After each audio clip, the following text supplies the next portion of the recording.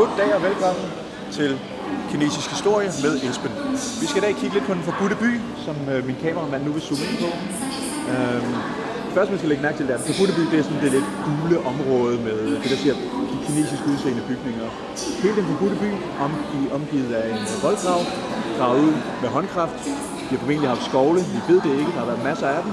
Og så har de smidt al jorden ned på den bakke, som man kan se sådan lige nord for den forbudte by. Hvad siger du, Anna? Kulhøjen.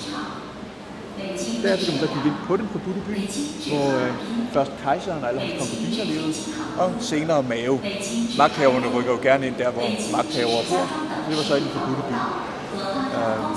Interessant sidenote, så den sidste kejser, han var 6 år gammel, han blev afsat i 1911, og levede så et rimelig omtumlet liv, først rundt omkring i Kina.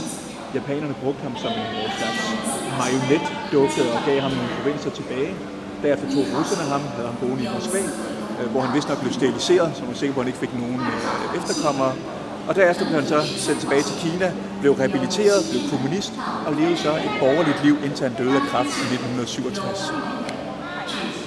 Interesting, huh?